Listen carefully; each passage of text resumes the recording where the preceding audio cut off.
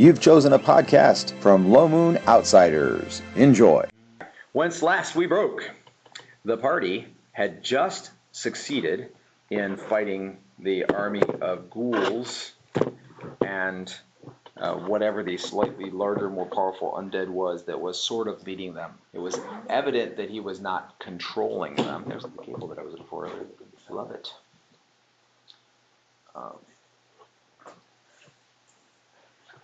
That's where we are at. Does everyone know where they were at as far as being damaged? I don't believe we did any healing. I think we literally, we defeated them and we stopped, if I'm not mistaken. I don't think we did any healing yet. I'm down 11. I'm down 16. I think Herrick was down 7 from wherever you were at previously. And you made your save versus paralysis, so you were never paralyzed. What was that we got? 35. I'm down 16 and I'm at 34. That is down a lot though. Can I get natural healing off on everyone freely? What's that? Can I get my healing off on everyone freely? That depends on what happens next. Okay, so where you're at is everyone pretty much at the end had pressed in on the graveyard. Right. There was the burial mound that was in the center of the graveyard, and I'm just going to call him the ghast, although most of you did not identify what he was because you've never seen one before. He just looked like a more gaunt and kind of mystical, he had some magic that he was doing, version of the others, so we're going to call him a ghast. But anyway, so then We'll call him that. as you have gathered, you now realize the combat is over. Everything has gotten quiet-ish, but the fog finishes its duty, and you cannot see where you are, except maybe for a few feet. So you realize that there are gravestones all around you. You know the general direction of the mound, and a couple of you were actually at the mound at the end. So it would be easy enough to gather at the mound. Otherwise, you would literally be wandering through the graveyard unless you have the ability to see through soup-thick fog. You can easily call out to each other. It is deathly quiet. Remember, there were flashes of lightning, explosions during the combat, so you did. Yeah, you got off the roof and came down to the edge of the combat. You actually tried to call shot the guy, I think, once. But it wasn't the cold shot that took him out, it was the dragon's breath. I'm not sure what the full. What's that? Yeah. So, let's see. We'll see if anyone is specifically near anyone else enough to see them. Remember, your distance is probably, your visibility is about 3 feet. Okay, so. I was in melee with something that someone else was also in melee with, so. Right. We're quite close together. Okay. Do you remember who the other person was for sure? You were at the mound, right? I made it there, or at least close to there. At the very end of the combat. Yeah, I think it might have been too. Klume was also I think right behind I them. got up there at the last second. Lucas got there right towards the end as well. Klume was more close enough to be able to use the dragon's breath, but not at the actual mound. That was out there. Yeah. So the two of you know that the other person was there when you were fighting, and actually up on the mound, because you probably went up there to get him, it's not as bad. The visibility is a little better up high, but when you standing up there, as you look 100 yards in every direction, you cannot see the ground, you cannot see buildings. You can see maybe a faint spire from a gravestone that rises to be 12, 15 feet high, or you just see the top of it, and everything is cloaked in this fog. I would play, we talked about this back session. Do we have to roll for Dragon here because we know that she's friendly? Correct. She's also Until she decides not to be friendly. she's also technically not old enough to force dragon fear rolls for adventurers.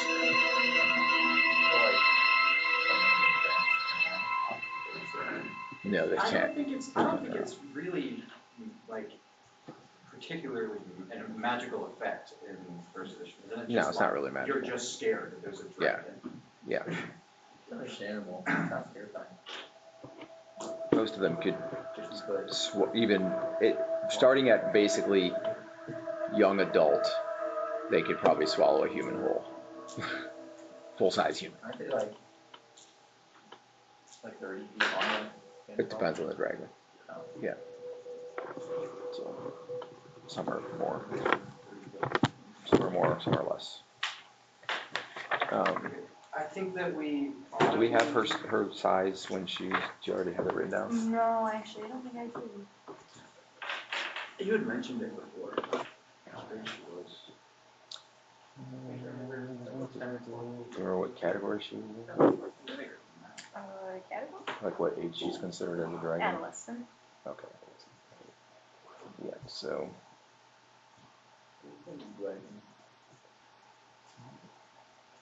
Teenage. Tween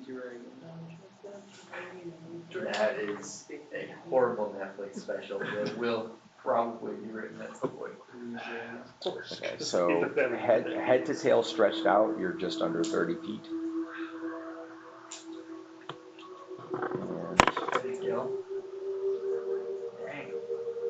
And your tail length is 9 feet. So from basically from your butt to the top of your head is roughly 20 feet.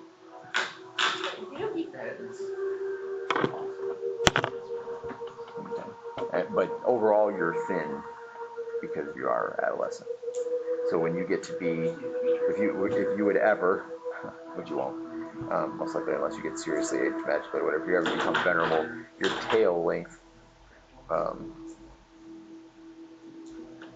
tail length would be 97 to 106 feet, and your base length would be 133 to 142 feet. So that would put you in the neighborhood of 250 feet long. For a venerable dragon? That sounds good. Yeah. So that's pretty huge.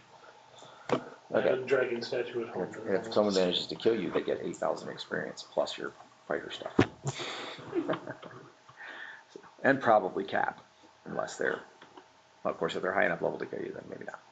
Okay, all right. So, again, the two of you are close enough together.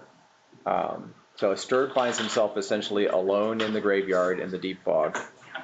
Herrick is alone. You are alone, and you were a dragon at the end of the fight, so you change back when you're ready. And Miller and Klume was not in the fight as far as you could tell. He did not engage. He fought ghouls in the village, but he didn't come out to the graveyard. And Miller had come up on the mound from the rear. So I'm gonna say probably, but he probably faded back. So the two of you are close enough, but everyone else is essentially solo. But everyone should be within a couple hundred feet of each other, you think? The goal is we're gonna meet at the mound, and we will audibly locate each other. Okay, so you're softly calling out in the crowd, or in the fog rather. I'm sure it'll carry.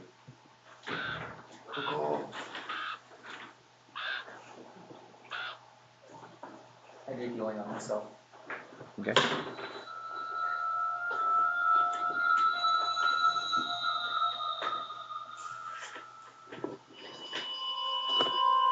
All right. So everyone can make a wisdom check, straight up, just base wisdom. Sorry, you're begging that real quick. I'm good at that. Fail. Oh, I made it by half.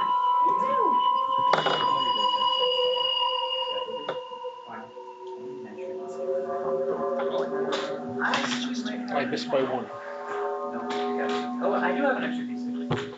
Which for wisdom check is embarrassing. Is it wisdom or lower?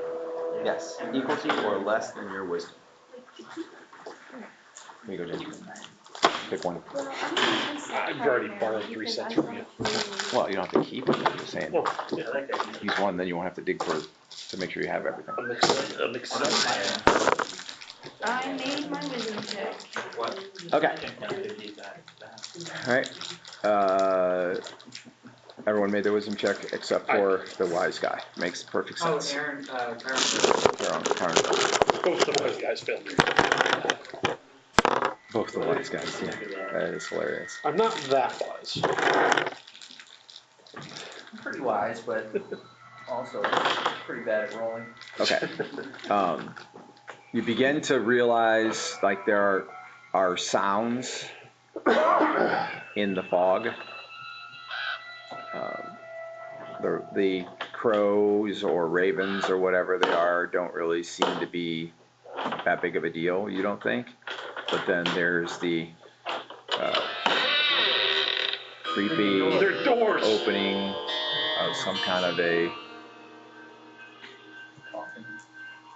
perhaps. As soon as I'm done healing on myself, I'm gonna do healing on Lucas.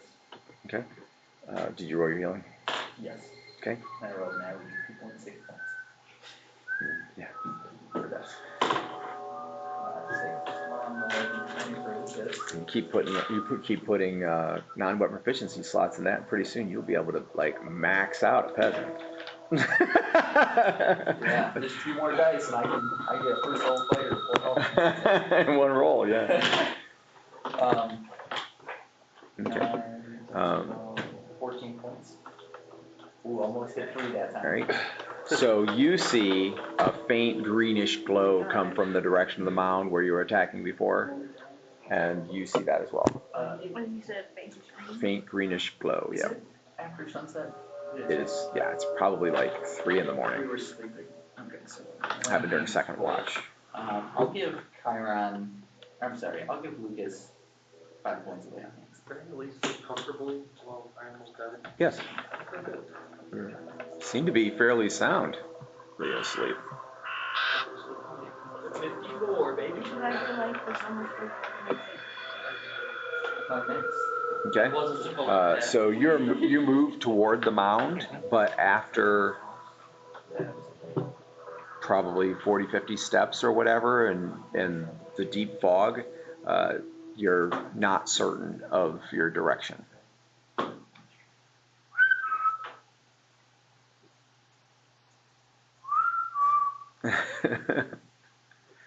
Okay. So you whistle back and forth one another, and his whistle sounds, both of you hear the whistle, but it sounds pretty far away. You're dead. You have a parakeet. But you can isolate the direction fairly well from that. Then I do have direction sense from there. Okay. Begin to move that way. Chiron was already there. Okay. So Klume arrives at what you think is the base of the mound where you actually fought, and there's dead ghoul bodies laying all over the place. So you guys beat down just about an army of ghouls, 30 to 40 of them easily. Are you still in dragon form, or did you switch back to your human form? Okay. So I assume you have your daggers in hand. Okay. Are your daggers magical? Yes, I do have 2 magic daggers. Okay. So both of them put off a faint light. It doesn't do a lot of good in the fog, except kind of make the fog around you seem a little yellowish. But you arrive at what you kind of like a huge hulking shadow that could be the mound, and you realize that where you are standing, the ground is sloping down toward it, rather than Like a burial mound? yeah, it's a burial mound. You saw it enough before the fog got this bad to know that it was a burial mound. He was standing on top of it when he initially attacked, and surrounded by some guards. Anyway, but the ground here, surprisingly, is sloping down fairly steeply as it approaches the mound, rather than you'd expect it to kind of be curving up to go up the mound. Mm-hmm. So what do you want to do? I'll keep heading down into the mound. Okay.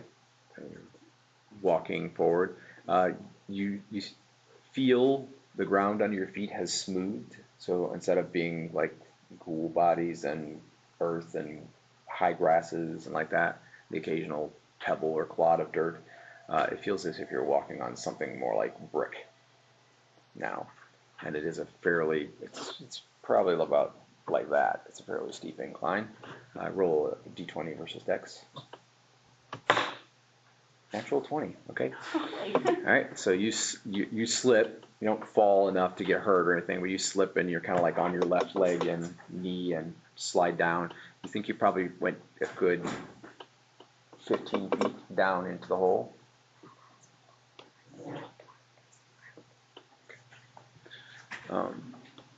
And you get this kind of feeling that you can't see it really because it's still pretty foggy right here. You get this kind of feeling that there is something over your head, like this, like maybe you've entered the mound, or at least the shadow of the mound at this point.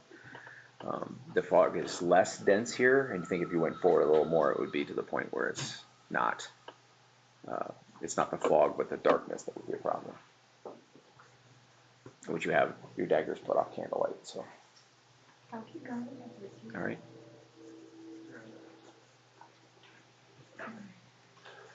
Okay.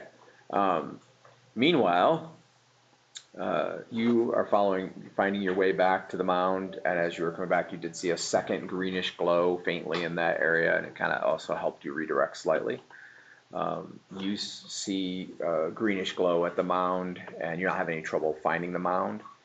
However, you realize that you're not alone in the fog, that there's something small moving, smallish, like smaller than a man, moving along amongst the gravestones. Bow is out. Notch and arrow. Okay. Are you proceeding toward the mound, or? Proceeding towards the mound still. Yeah, so you're stalking forward quietly like hunting. Keeping your ear out. Okay, roll a d8. 3. Okay, so you think you're moving fairly quietly, and then you begin to see a kind of a looming, large, shadowy silhouette ahead of you, and you might hear some faint talking, for example. That might be the party, and but at that moment, to your left, you see a smallish, probably 3-4 foot high shadow move along the gravestones. You can make out the shadow enough to know that it's there. It seems to be moving fairly quietly. What do you want to do? Shoot it. Okay. Or shoot it. So you're going to try to hit it, is the Yes, point. I'm going Okay. to try to hit it, but if it doesn't hit, it's a warning shot. Right. Okay. That makes perfect sense. Okay. So have your conscience ahead of time. Go ahead. You may roll to hit, sir. You do have a negative because of not actually being able to see your target. 11. Okay. 11 on the dice. Yeah. Okay. And then possible cover from the gravestones. Okay. So the arrow seems to be aimed true. Slices through the fog. It disappears. I mean, you can't see it after even just a few feet because the fog is so thick. But as it flies, you think it's a well-aimed shot, but then it rings off of stone, and then you hear a kind of a clattering noise, like as if it hits a couple more times something else. At the same time, roll a d20. It's 5. Okay. You hear a gasp, and it kind of has a little bit of a squeak in it. And being the hunter that you are and familiar with noise and so on, you're fairly certain that it was a female voice. So basically, your shot, which went near to the target, elicited a.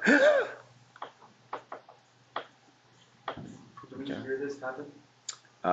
So Chiron and Lucas and Herod, for that matter, because you're getting close now, all three of you hear the shot, the bow shot, like dung, and then what sound just came out of the speakers, basically, as the bow kind of clatters off of some stones. If you want to hear the voice, you have to make a wisdom check. So. I did. Tarek injured? Harris you is know. probably injured. Yes, he did fight ghouls, and he is just now But arriving. I'm not there. He's so. just arriving at the Oh. base of the mound now. Oh, he's not here, but he heard it. Correct. Okay, got it.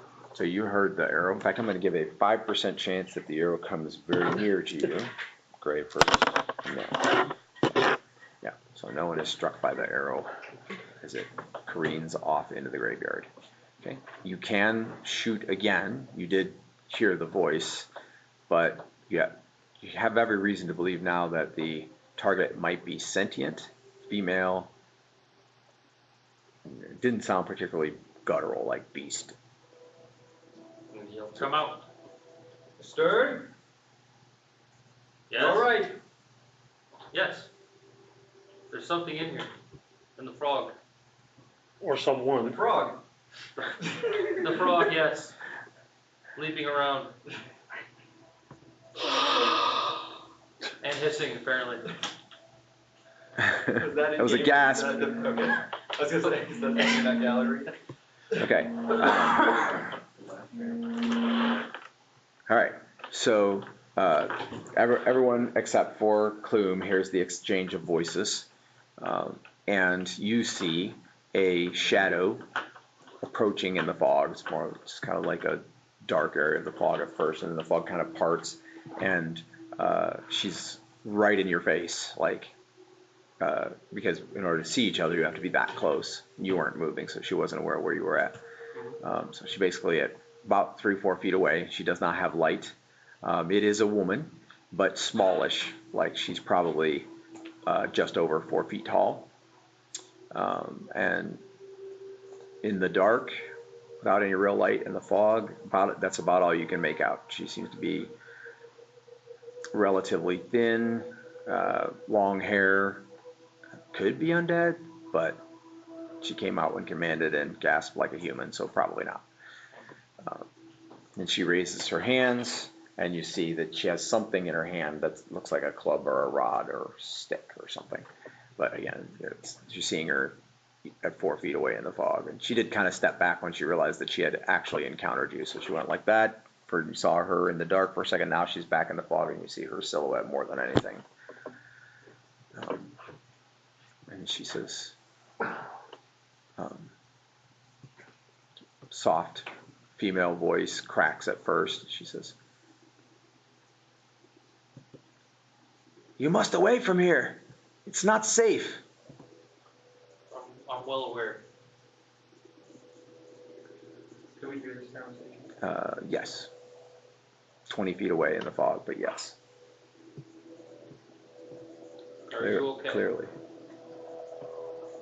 I am, and I can lead you to safety, but I can't stay long. Are you coming? My party's up there. We're on the mound.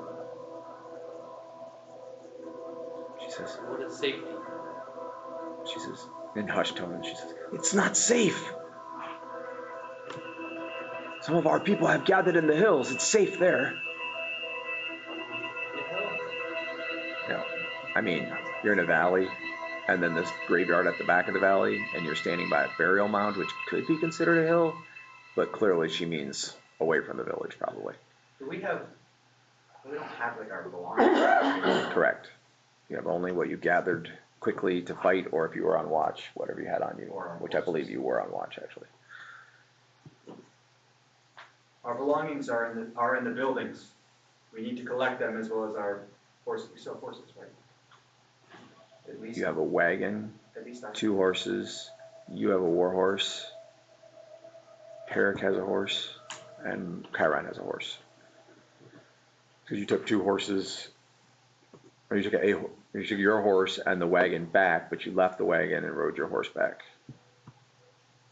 to here.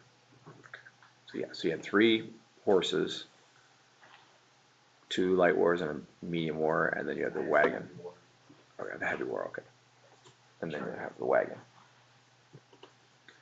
which is in the village, and the draft horses are in the village. Okay? She says,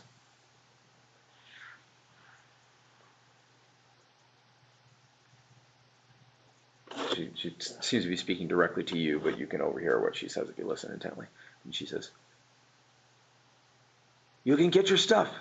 I'll meet you at the well on the north side of town, just outside the fence.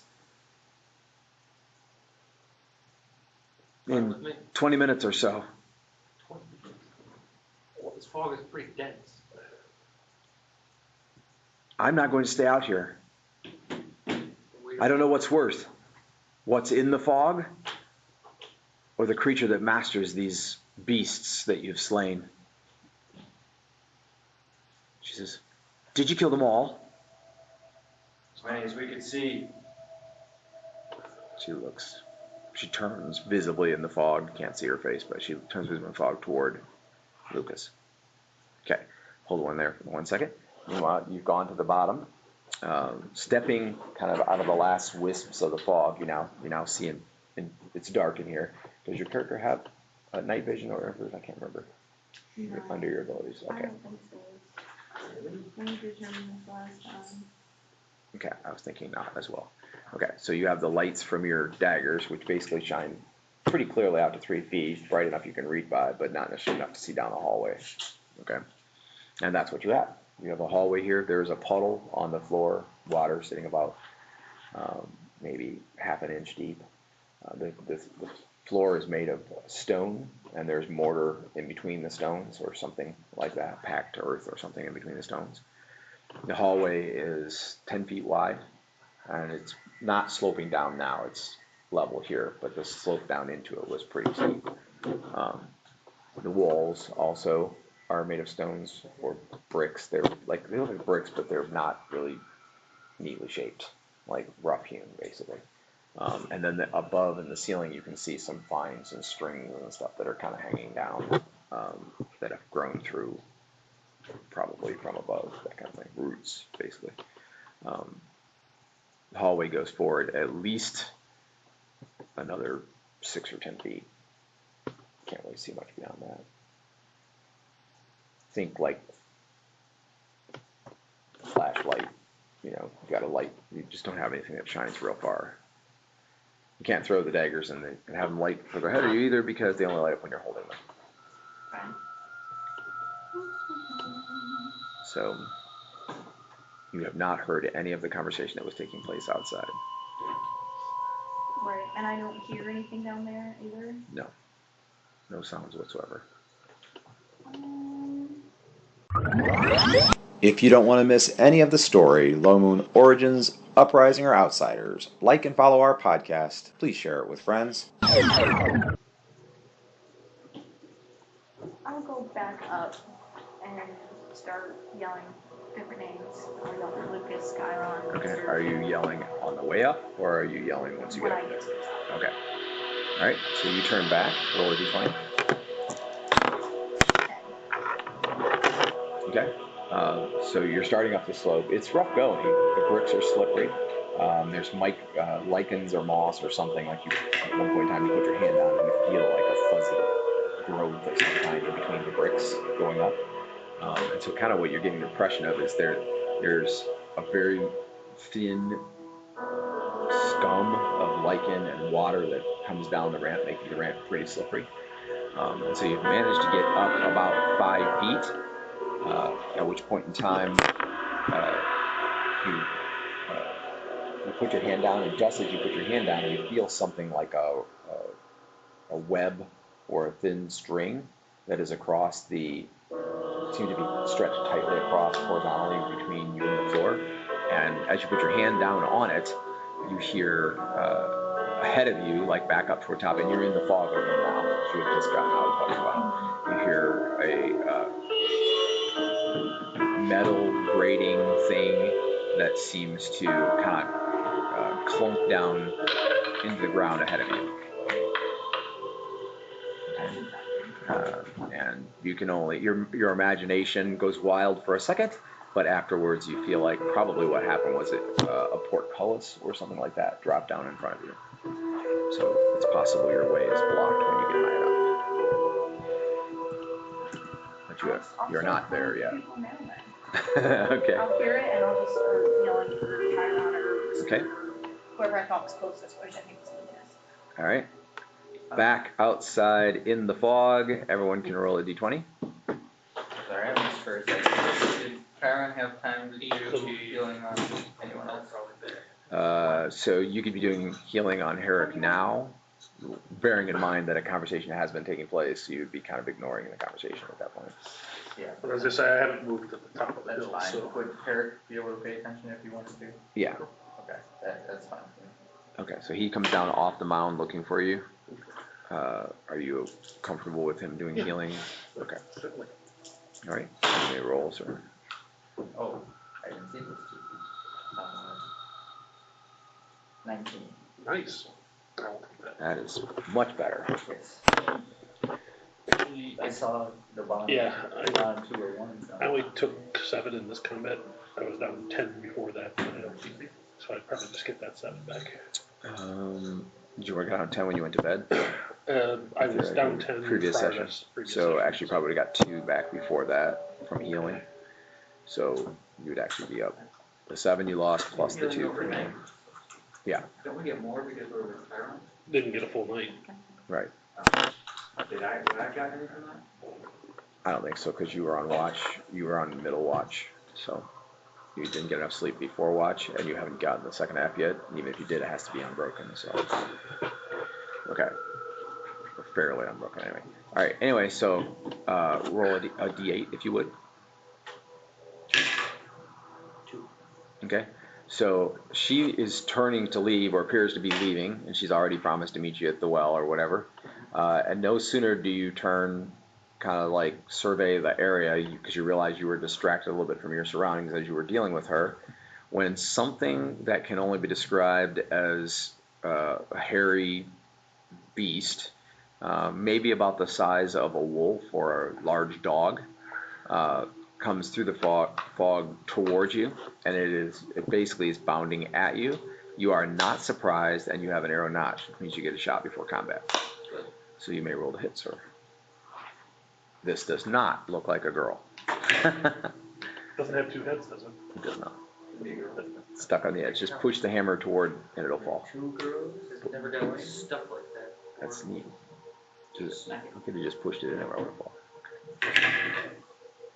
16. Okay, so that's a hit. So roll damage, d6 plus bonuses times 2.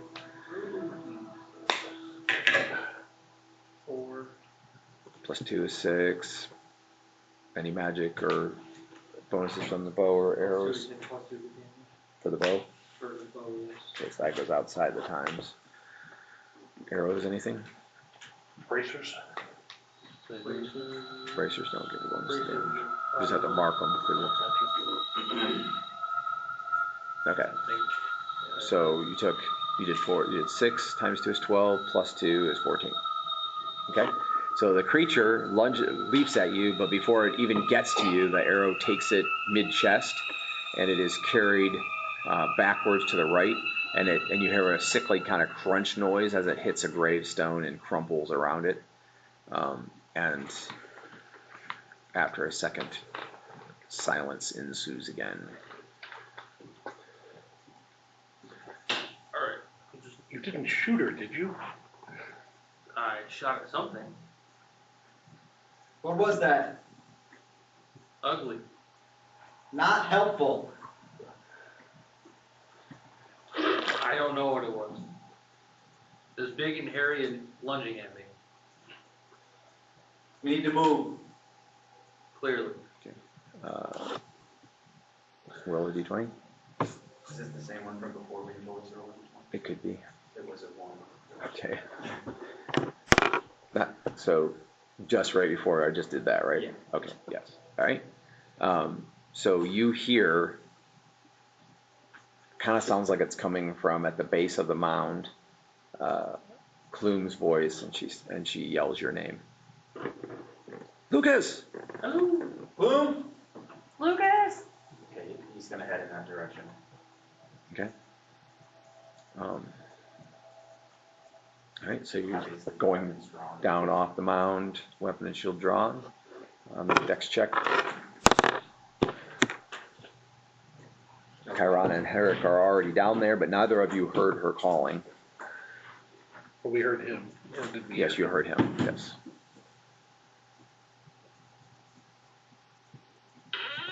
Did I know that Eric was in that general direction? He was not in that general, I mean, yeah, he was not, he was to the side. When he first came toward the mound, he got misdirected, so he apparently went this way, and then once he found out he had misdirected, he redirected this way, so he was coming at a 90-degree angle to the side rather than toward the front. Not that you could see that, but based on, that must have been what happened. Logical extension. Basically, you heard her voice from a different direction, and he went down to heal me. Correct. So her voice came from the direction that Asterd was, but Asterd was further away. Asterd, come this way. We will gather here. And then you were trying to go up as far as you could. What I thought. All right, roll another dex check. Made it. Okay, sure enough, you advance another probably 8 feet or so up there, and you, daggers in hand, reach up and realize there is a thin, barred portcullis. It could be a gate. I mean, it could, if you found a hinge or something, it could be a gate, but there is a thin barred wall that was not here before. You can put your hand through. There's a gap about that big between each bar, but it's not open. There's no passable way. There's no passable. There's no passable. There's no way to pass it. It started dipping down when there was something over your head. You walked into the side of the burial mound. Yeah. I didn't mean to fall that far. Anyway, Anyways, no one has ever accused Klume of being a coward, so this is not a problem. Very Okay.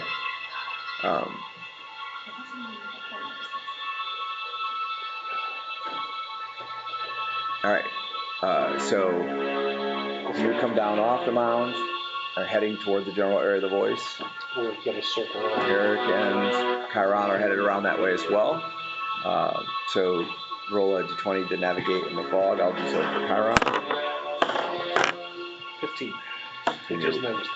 which is your wisdom. Okay. I do have directions. So the two of you can navigate in the fog around to the front, but it does take a little longer as you're picking your way through gravestones and ghoul parts and not getting off track. Okay. Is Asterd moving there as well? Okay. Roll a d20. You're navigating through the fog.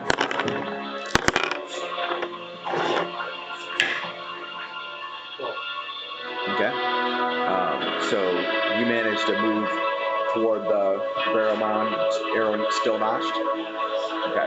As you're moving toward the burial mound, you come to a point which you kind of see the mound looming in the fog ahead of you. It's just like a kind of a slightly darker gray area, basically. And so you realize you are approaching the mound. While you're feeling the portcullis, whatever, were you still calling out periodically to let them know where you're at? Okay. So you hear her voice still calling out.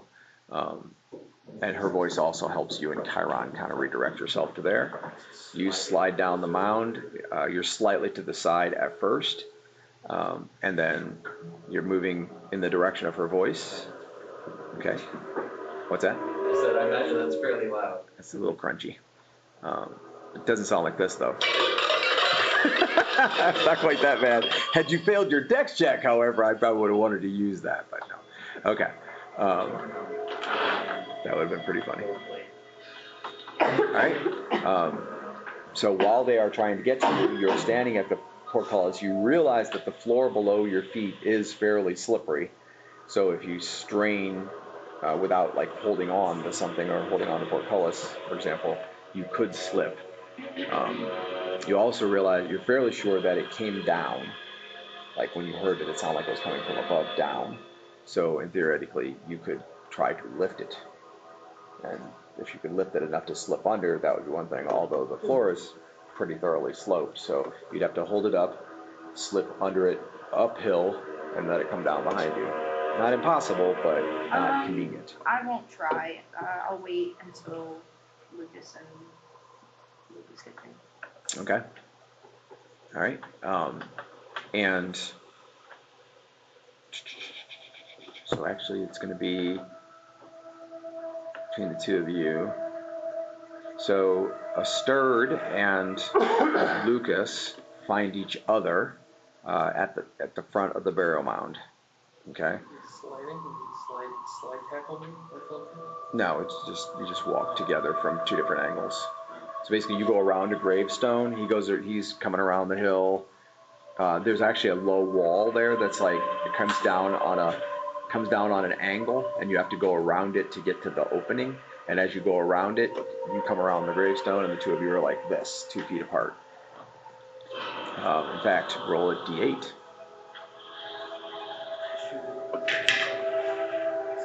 Okay, so you are surprised to see him, but not in the way of like to react or do anything foolish. So. Okay, so you know because you just came around that little wall that you have to be close to the front of the mound, and you can hear her calling. So she sounds like she can't be more than like 15, 20 feet away, but she does sounds like she's coming from below ground level. So, Moving that way. all right, roll a dex check at half. Made it with a 2. Okay, so you move toward her voice, step off of the grass onto the slippery stone, and immediately begin to slip. And you would theoretically slide all the way down, but you catch yourself just a couple feet onto the stone. It feels like your foot is in like a little bit of a lip between 2 bricks, and your shield arm is on the wall. So you slipped maybe just a few feet, like 2 or 3 feet down. But it's about a 45-degree slope. And it feels like it's wet, like water is constantly on it. But remember, you are in the fog. You cannot see any of it. Asterd? Yes. You have a rope. I do. Okay, so Ridiculous. I'm going to have Asterd is rope friend. quickly fetch a rope and then have him stand at the top and like hold the rope so that if I slip he can catch it. Okay. 120 feet. Okay. Both of you roll for surprise. Oh, So surprise is a d8 for you. I am surprised. 8. Okay. All right. So he is explaining to you what he would like you to do when 2 of the dog/wolf type creatures come toward the 2 of you. Because you have an arrow notch, you get 1 shot before combat. The 2 of you are not far. No, they're bounding to attack. They stalked to close enough without making any noise, and then they're attacking. So basically, you've got. The truth is, if one gets on you, you won't be able to shoot after that. So you're gonna get this shot for sure. You must have a rope. Or they smell well. From a distance. Probably still a hit. Now, what level are you again? So that's 15 Echo, 6, that'd be AC 9, plus 2, AC 7, Dex bonus? Plus 1? Plus 1. So AC 6. 2 for the bow, AC 4, that's it. Okay. I'm more blind than everybody because I'm running information. You can't help it. Big numbers. Big number. 1. Okay, 1, plus 2 for point blank range, Oh. times 2, so that's 3, times 2 is 6, plus 2 for the bow is 8. 8. Yep. So your minimum damage with that bow in point blank range is 8. We just found that out. And if you use magical arrows, for every point of the magical arrow, it goes up by 2 because the arrows go inside the times. So plus 1 arrow, your minimum damage is 10. It's pretty sound. It's pretty solid. Okay. Anyway, so 2 creatures bound toward the 2 of you, actually. And he shoots one of them. And mind you, this happened just as you were like catching your balance and whatever. So it really is not a big surprise that you were surprised or taken aback. What was your roll? 2. And what is your dex bonus, if any? Plus 1. So that makes it 3. Okay, so it's only 1 segment of surprise. Oh, good. Basically, it's just enough for you to get your balance, get turned around, and figure out what's going on. And you hear the sounds taking place. So from your perspective, it sounds like they're about 20 feet away. Oh, wow. Yeah, further than you would expect. Well, she slipped down the slope, so. Oh, wow. Does beg the question why I didn't hit it on my way down, though, unless it was after I She's collected myself. No, the wire. Oh, Because I hit Yeah. the wire by putting my hands on the ground. Yeah. That must have been after I had already collected myself from falling. Okay. Yeah, you just missed it on the way down. I was rolling, so. Tripwires are like that if you're picking your feet up, especially if you're on a 45-degree slope. So. Okay. Anyway, so you realize they're having trouble at the entrance, basically, and you hear him fire his bow, and the arrow obviously strikes home. The creature does not cry out or give any expellation of breath when the arrow hits. Okay. And the other one is going to be 1 to 3, 4 to 6. It is on Asterd. Okay. So yours are kind of words. Okay.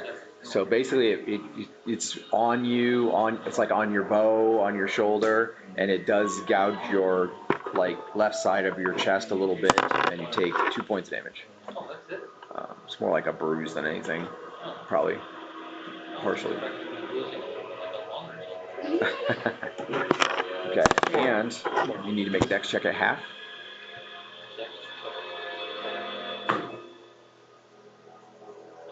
2. Made it. Okay. So what happens is the creature bounding on you. It probably weighs a good 40 pounds, and you basically kept it off you. You can smell like something really foul. Like you remember one time when you were younger, kid, whatever, and you cleaned up ale, or it might have been mixed ale and vomit, whatever, but that had begun to mold in between some of the floorboards in the inn, and this smells like that. And his jaw snaps just short of your face, but it doesn't get you. The only thing that actually hit you was the one on your rib. But what happens is you step back, and as you step back, you step onto the slope, and you slip the first several feet so that you're inside the opening on the stone, and you're on the opposite wall from him. So that means you guys are probably 8 feet apart. So you're on the wall where you stopped, and you're no longer surprised. You're on the wall on the other side. You can't see him, but you can hear the snarling, snapping of the beast. If it's youth group, it's moved to tomorrow at 6:30. Oh, never mind then. Okay. How long it's been since I personally had a pizza delivered? Like years. Yeah, I rarely get pizza delivered to my place because most places don't deliver to my place. Okay. Everything okay, Aaron? You sorting out problems? Yes, you know, see that my laptop charger in my car. I have never personally ordered pizza for me. That's crazy. I don't like pizza. Good point. All right. Anyway, so we will. So the creature is on you, so you cannot use your bow to attack because it's inside the 6-foot minimum reach. He is 8 feet away, and you can't see him, and he can't see you. Anyway, I'm going to add epic music to our eerie fog. Epic combat music. We're rolling initiative. Yes, we're rolling initiative. You can, because you could directly interact with what's going on. Interested in giving financially to Low Moon and support the campaign? Text LMGIVE, that's LMGIVE, to 419-419-0095. You can't see them. You know there's fighting going on. Lucas, help! Help, Lucas! Okay. And Herrick has rolled, and Chiron, Lucas, help! and the creature. Lucas, help! Okay. Whoa. This is not a surprise segment. We finished it. How strong is it? It's pretty strong. You said it's 40 pounds. Yeah, it feels like a wolf to you, but it stinks like death. Okay? Um, I figure I'd be able to just push it away. I mean, that's what you're basically doing. Raid. Try to throw it off. Throw it off. I mean, You ever that. been attacked by an angry child? I've been attacked by it. Just take the angry child and throw him off. No, like an angry. That is a possibility. That is a possibility in your initiative. Okay. So we are now at missile fire, which I don't believe we have any, unless Herrick has a spell. No. Okay. Then we'll go to melee 9. But I can't even see anything yet. Some other miscellaneous or defensive. Unfortunately, not with what I have. Yep, that happens.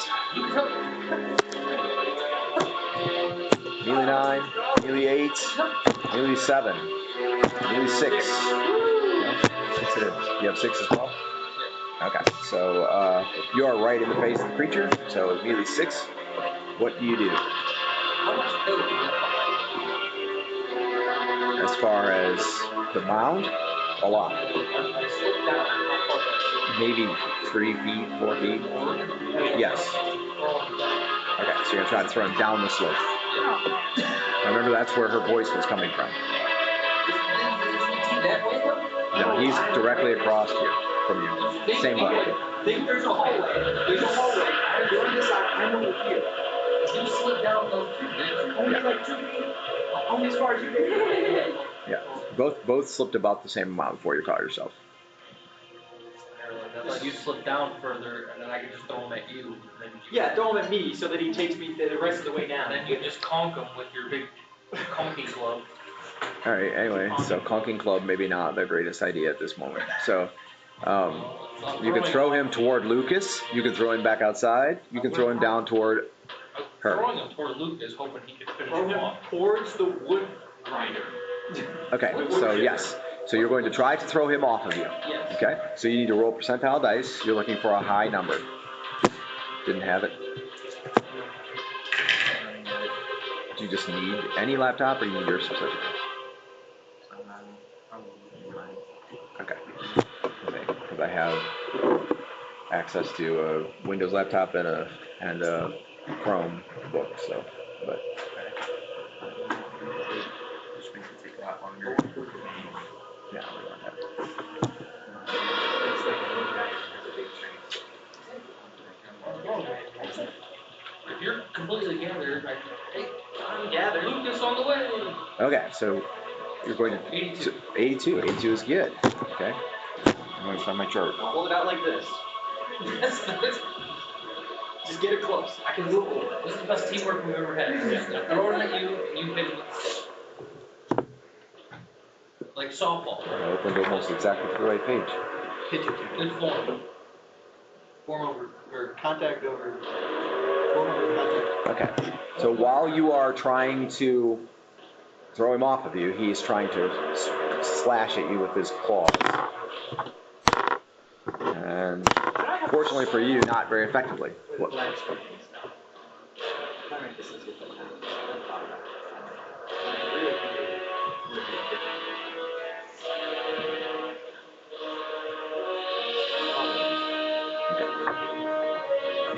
All right. So you do manage to basically throw him off of you.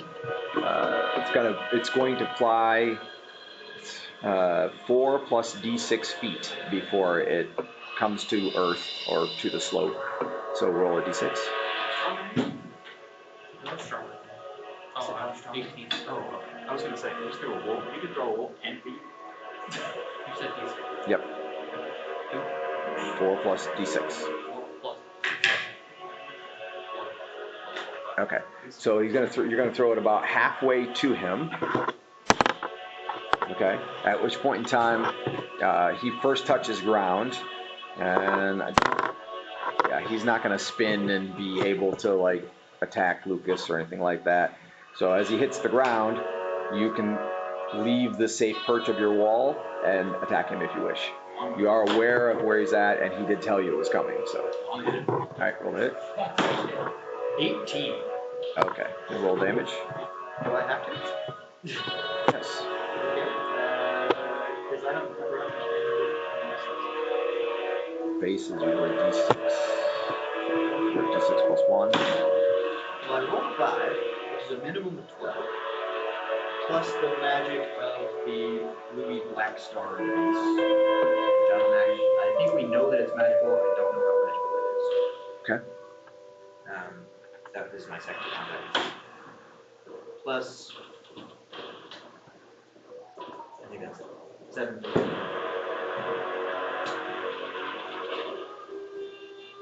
Or 12 plus magic. Okay.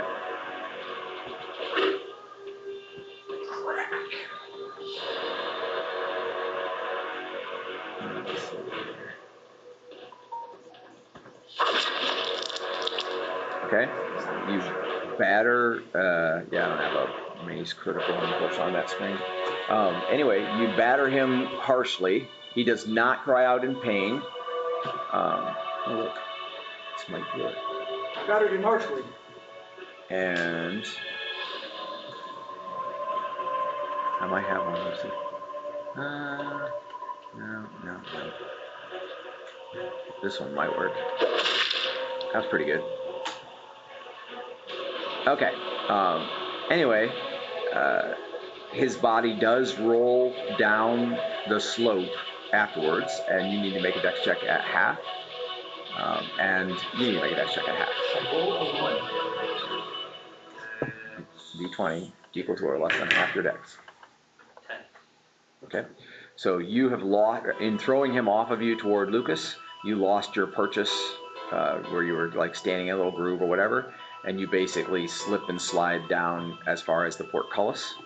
And you will take 1 point of damage. Just the one time, the first attack. He tried when you were trying to throw him off, and he didn't get you. Okay, and so as you are right at the portcullis, you realize that basically Asterd goes, he slams his face and upper body into the portcullis, and so he is right in front of you. So you see, Asterd sees Klume, but there is a thin portcullis between you. So the gaps are about 5 inches. The bars are maybe 3/8 of an inch, and from what you can tell, it goes as far to the right and left as you can see. Could be a gate, but there does not appear to be a way to open it. It looks like it's a portcullis. Sure. Yes. You're all right. Obviously, you're there. Okay. There were no other creatures, just that one. Oh, but I still see the There's a saw gate the down here with us. It's More blocking me from like getting out. the silhouette Gate. of the A activity. gate-like thing? Because it is very foggy I don't here. know. I hit a wire and it sounded like it fell. I mean, do you see the one that, Yes. well, you can't really see it. Yes. If it's not on the ground, not, if it's down on the ground, not. I'm gonna try lifting. Right. I Yes. gotta stop the Try. countdown I'm music. gonna try lifting. Maybe we should slide down here and help. I'm afraid if I do so, we may not be able to make it out. Anybody got a rope? Okay. At this point in time, you have entered the mouth of the cave, or the mouth of the, I guess it's a cave, it's the walkway down into the mound. And Chiron is at the top as well. So you guys really don't have to yell to talk to each other because it's like 5 feet, whatever. But everyone needs to make saving throw versus spell. Versus spell. Dex bonus does not apply. And you want more than... Equal to or higher than that.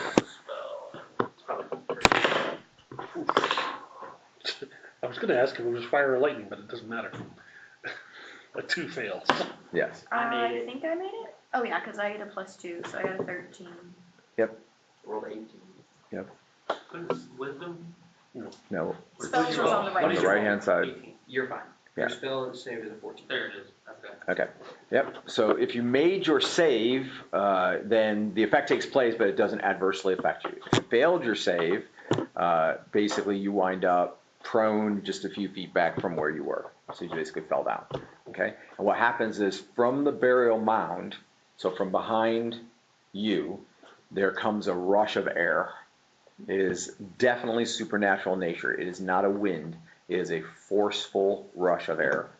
And the fog that is filling the top third of the tunnel, about third of the tunnel, is pushed out.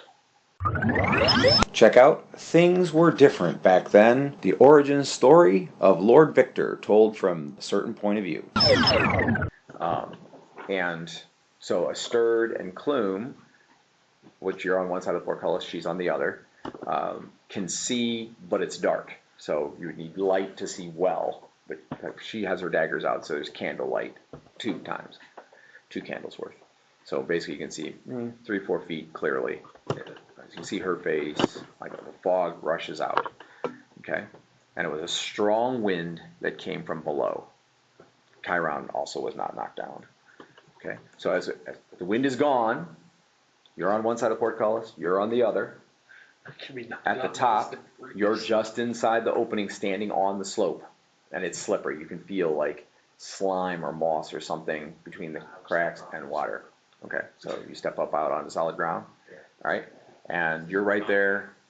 Chiron's right there, and yep, and Herrick is on his butt. So Chiron extends his hand to lift you up. Check me one thing real quick. Okay, roll for surprise. I'm not surprised. Okay, Chiron is. So as he puts his sword in his shield hand, reaches out to lift you up, and at that moment, one shadowy wolf-like creature attacks. Okay. I jabbed my spear. Chiron. That's his character sheet, right? What is his dex? 15. That's one. Okay, so. Okay, he is surprised for 2 segments. Okay.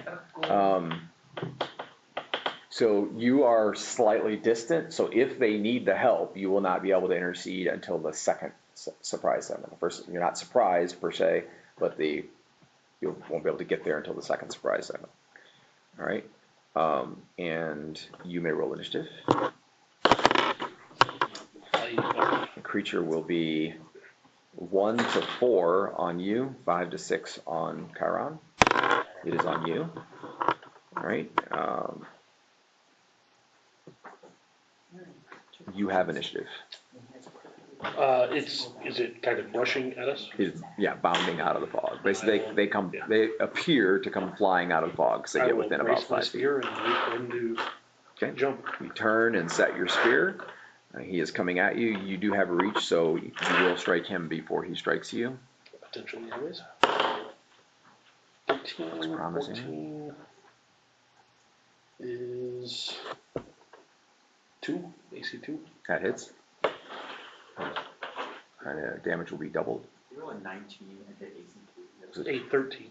Okay, I was 19. I was like, damn. 4, 8. Okay.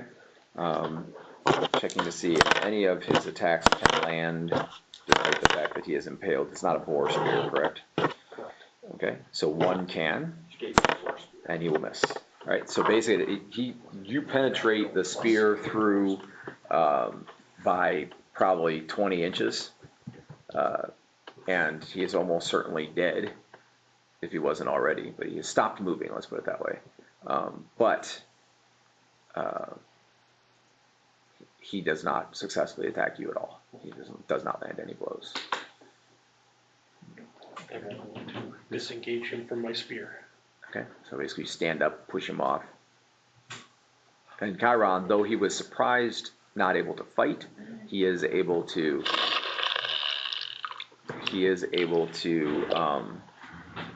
still pull you to your feet to help you up. Okay. All right. Meanwhile, you had advanced some into the fog toward the sounds of fighting, as you naturally would do, but not much. It's like 5 or 8 feet or whatever. Okay. Down. All right. Yeah, some sort of shaggy wolf dog thing. They seem to be prevalent. We need to move. Did you get the gate open? I am desperately trying to lift. Okay.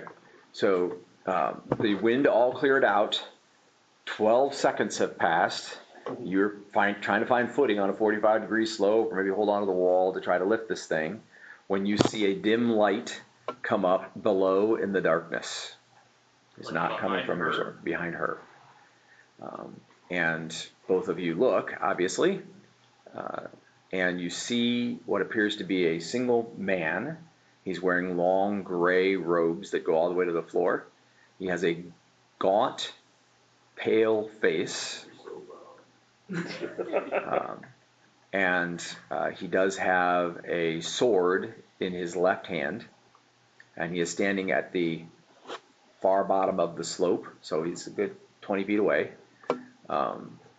And his hair is salt and pepper black, stretched back into a ponytail, and his face just looks really thin and pale looking. And it is the sword that is glowing with candlelight. Okay? Because he's 20 feet away, and he's not overtly attacking yet, neither of you are surprised, but both of you are obviously concerned. Culture. Okay, so you can Can I shoot through the... like step back, brace your foot on the bottom of the portcullis, and take an aim through the slots in the portcullis and try to call shot him. Yes, you can try to do that if you wish. Okay. Klume will look at Asterd and say, "Get this gate open," and then I'll turn to the guy and I'll just yell, "Who are you?" How long is it going to take me to get the gate? I mean, Maybe start 30 seconds, probably, maybe a I'm working minute. on it. So, if it did come down from above, which is what you suspect, it will take you 30 seconds, maybe a minute, to lift it high enough for her to come out. Alright, Okay, so we'll roll initiative then at that point. So roll d6. Roll d6. would I have heard them talking? No. There was no loud talking at all, and they're down the slope 25 to 30 feet away from you. Oh, he was like 20 feet from us, wasn't Yeah, but there's no sound inside the tomb, so I mean you could yell if you want, but even if you did yell in his direction, it's probably not going to go up and out very much. But if you turn your head and yell up the slope, they would definitely hear you. he? Oh. Well, if he's not going to hear it, then Yeah. Well, he's going to hear it, but I'm talking about Lucas. no, I don't care if he hears it. Yeah. Okay. All right. Anyway, so there's no missile fire as far as I'm aware. You're called shouting, you said? No, you're not. You're lifting the portcullis, and she's going to bend off It's going to take 30 seconds. I'll rather try to lift it. Yeah. All right. So you're going to... So you can hold your bow and try to lift it, but it will reduce your chances slightly. It's not going to be a ton, but it will be slightly. If you sling your bow, that'll take a good 30 seconds to make sure it's slung and out of the way, and get your footing back, and then try to lift it. I'm going to hold on to the bow. Okay. Plus, if you fail to lift it once, then you could go to shooting. So, whereas otherwise you have to take it back out, blah, blah, blah. So, okay. All right. So you spoke to him at the end of last round. At the beginning of this round, he says, "I am Aklis, my queen." Okay. And he walks forward, but as he walks forward, you do not see his feet move. He's more like kind of gliding up the slope. He also is, as he's coming up the slope, he is vertical and doesn't seem to have any struggle coming up the slope. Like he doesn't look like he's slipping. Okay. Do I shoot now? Melee 9, Bring out the gate. melee 8, melee 7, melee 6. Okay, we're flying this round. We are. He's advancing. He's getting closer. Melee 5. Okay. So remember that so just get this picture in your head. I'll get music in a second here, but get this picture in your head. You can only see clearly 3 to 4 feet, because that's what your dagger light is. So you're inside a candle's light, okay? He also has a candle light, and you can see him, but you know there's darkness between you and him. And then as he gets closer, you can see him even better. What initiative we 5? And you're going in 5? Okay, so in initiative 5, he is probably only like 8 feet away. Okay? But you also cannot see the walls on either side. You cannot see the ceiling now. I mean, you can just make out like the strings that are hanging down, the vines and roots and whatever, but you can't see the ceiling itself. You just realize this is a very dark, eerie moment, is my point. Okay?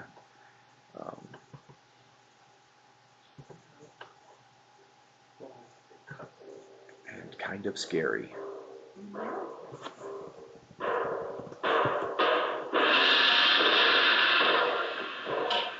Okay. While I'm looking, he's got to yell, Lucas, help. Lucas, help! Lucas! Lucas, help!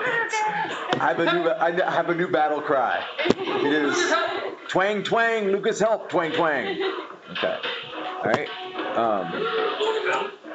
What are you doing in 5?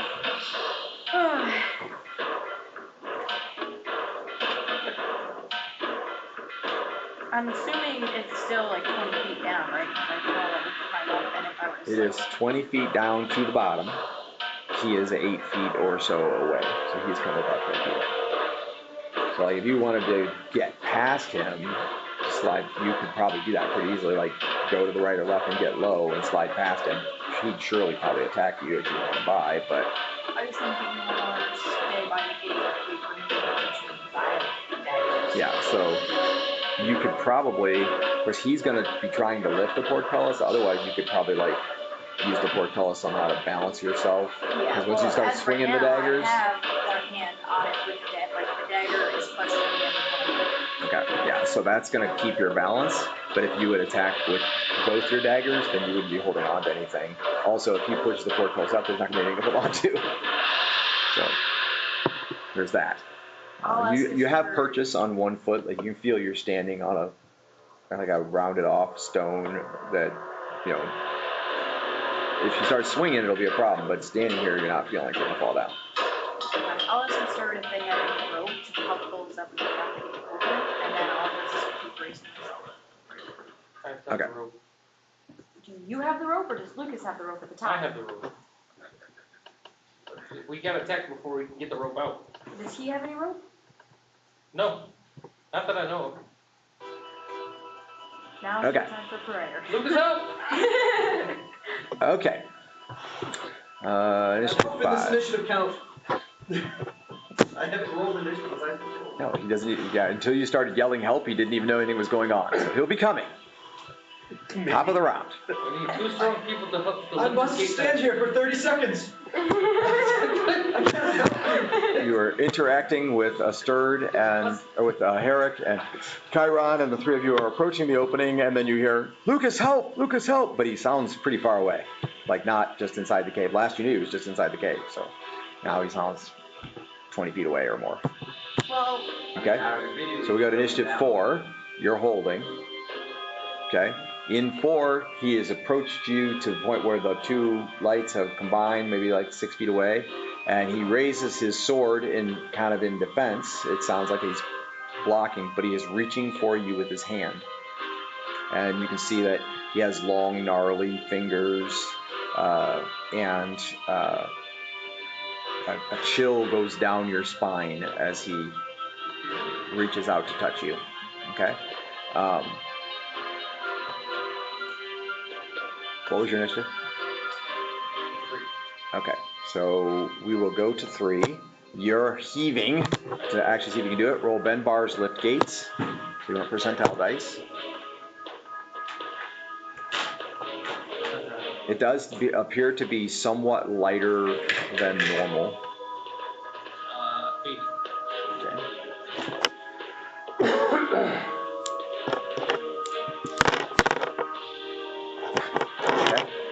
So it comes up, and it's definitely a portcullis, there's no doubt about it.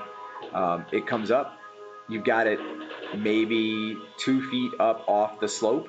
It's probably enough for like her to crawl through, but she would be crawling through upwards on a 45-degree slope, so it would be tricky.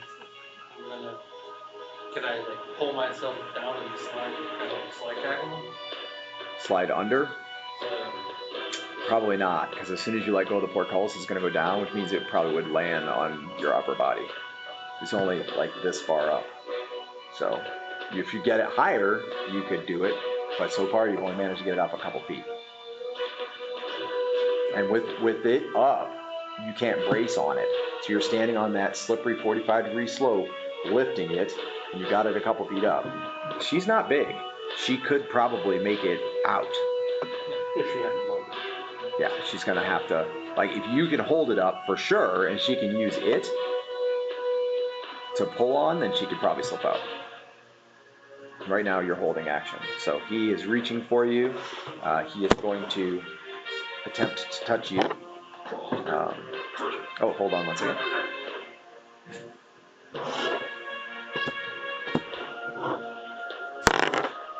Okay.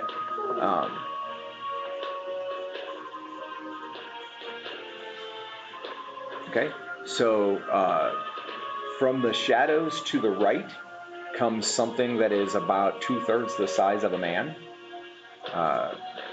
Probably was lurking there previously.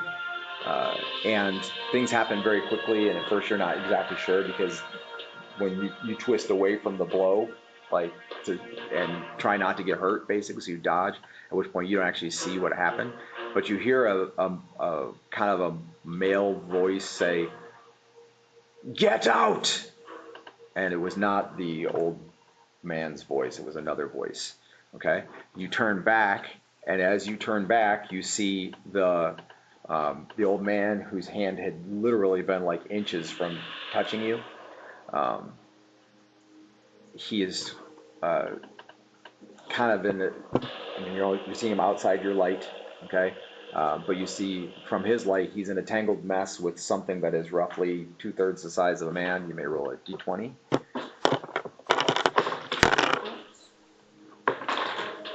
17. Okay, you are not sure, like you don't recognize the tussle. Roll a d20, Ricky, to see if you do. Okay, so I'll pass you a note. Hold on a second.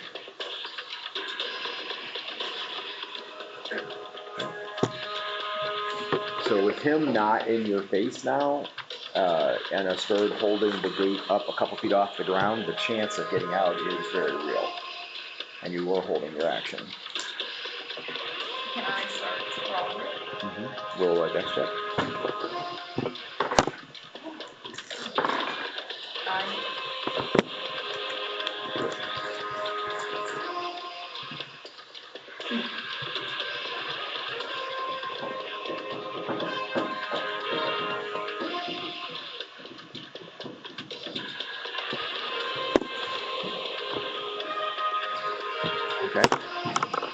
It's a note. Okay, so you lift it up. You've got it maybe 3 feet off the ground as that happens, and she slips under the portcullis. But as she slips under the portcullis, your feet slip, and it goes all the way back down into the floor. But she is outside, so she doesn't get hit by it, but it is all the way back down into the floor. Can I see you? Now, darkness. The sword light went out, so it is dark. As an option. Okay. So at this point in time, those who are outside have heard something is going on down below. What are you doing? Chiron does not have rope, I don't think. I have rope, but I have no idea that we need it. Yeah, so he probably would. So yeah, he does have rope, but it's probably back in the room. So. Yep. So. Okay. Somebody down there needs help. All right. So is Lucas saying anything as he charges down the ramp? Okay. All right. So Lucas jumps into the darkness. Basically, he does have a glowing sword, but he jumps into the darkness. Glow. Oh, is it magical? What plus? We don't know. Yeah. So it's probably glowing. Okay. So he has a glowing mace. Right, so both of you are now outside portcullis, which means not engaged in anything that's going on with the old man on the other side. And you hear sounds of someone coming abruptly down the ramp. Arden, roll a dex check at half to control your descent. Natural 1. Okay, holding on. Hot on the dice tonight. So I go in combat. Okay. All right. Lucas basically slides into the portcullis, but he is far enough left of you that he does not hit you or Klume. The two of you are basically almost in the same spot. You can see each other. You're so close. Okay. But you are through the portcullis, and then he hits the portcullis fairly forcefully, but doesn't make any damage. All right. So the three of you are together. You know Lucas, Klume, and Asterd are there. What's happening? I'm lifting the gate again. Okay, so you grab a hold of the gate and attempt to lift it. Mr. down there. Miller, Miller's fighting with the can I see? I have information. So yes, you can see down the tunnel as far as the flat of the slope, and then probably another 20 feet or so, because the ceiling comes down. You see vines and roots and stuff hanging, but you can only see about another 20 feet because at that point the ceiling cuts it off, and you do not see either one of them. Okay, I'm gonna help him open the door. Hold on a second though. You do see the sword laying on the ground. The sword? Yes, you see a sword, long sword, laying on the ground. It's about 15 feet past where the floor level's out. which is about 20 feet down. So 20 feet down, the floor level's out, then another 15 feet, you can see the sword, and then you can only see maybe 5 or 8 feet past that, because at that point the ceiling blocks your view. So if he's struggling with the portfolio, I'll help him. Yeah, he's definitely struggling. He's standing on a 45-degree slippery slope with nothing to hold him as soon as he starts pulling, and he has a bow in his hand, so he's definitely struggling. I'll throw the mace in there. Okay. Klume will stand behind him, so with her daggers and wait for him to open it for him to go with them, but also explain what I saw to Lucas as we Okay. All right. So she describes the old man. You're thinking lich or vampire. I'll say the name too, but I don't know. Yes. Atlas.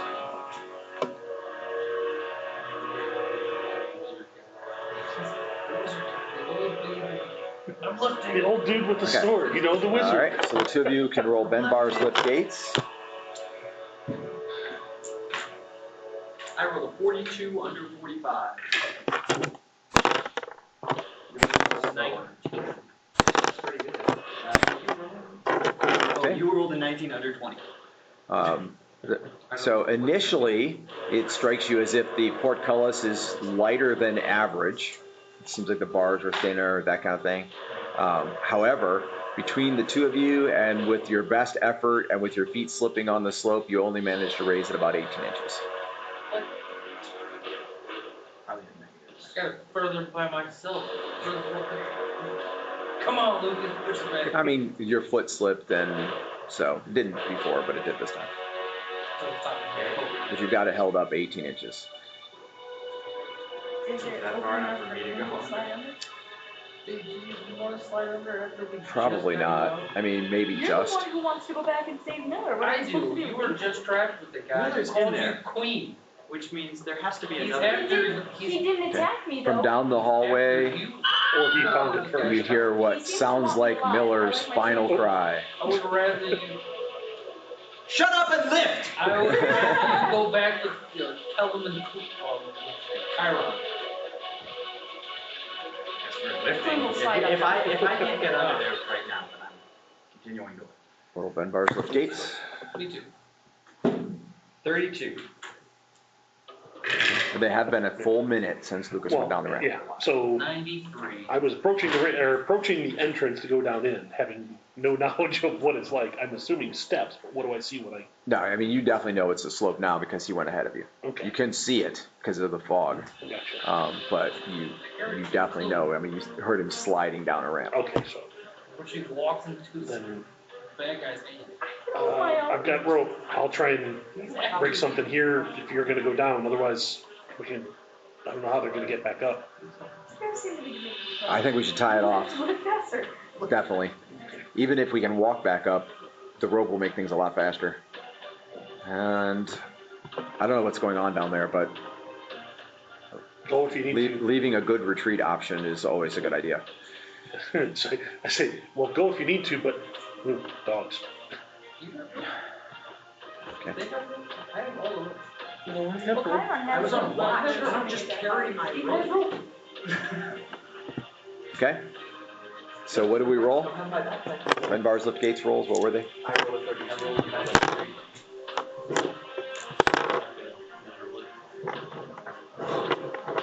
Okay. So you both lift, and you manage to lift it. It's 5 feet up, or I mean, your shoulder height. So anyone could theoretically walk under it. Lucas goes. And he draws his sword. Okay. How hard is the thing to stand back down? I mean, it feels like it'll come down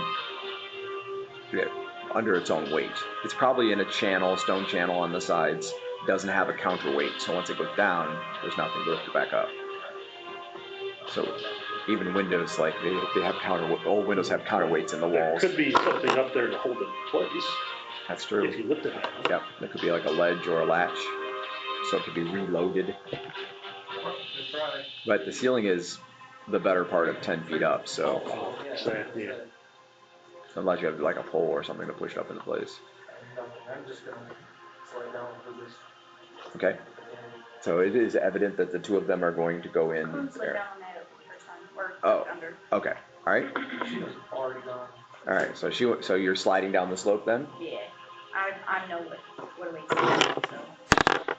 Okay. Make a dex check. Controlled descent. Dex is 16. Right.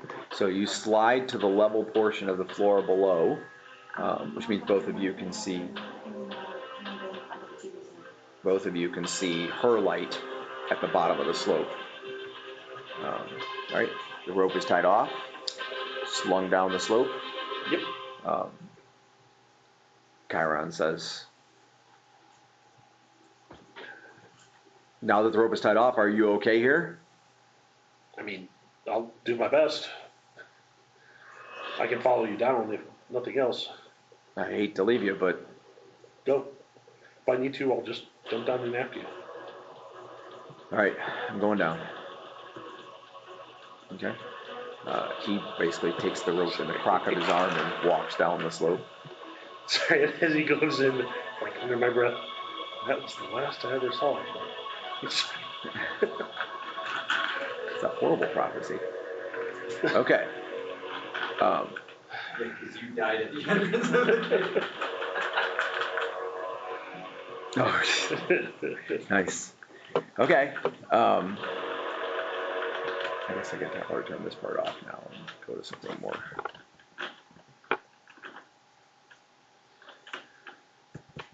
Actually, I'm pretty sure I can get out of here. Turn into grass. Seagull. Seagull, fly away. It's nice to have, as Chiron is famous for saying, a secured escape route is a good idea. Okay. All right. Yeah, all my other characters are really good at running away. Check out Amal Dan Inc. for incredible opportunities to support the ministry. All right. So at the bottom of the slope, Klume sees, and they have not caught up to you yet at that point, you see a hallway that goes straight ahead. Right. It's dark, and you just have 3 or 4 foot of light, but you can kind of see, ambient light, so you can tell it at least goes 10, 20 feet. And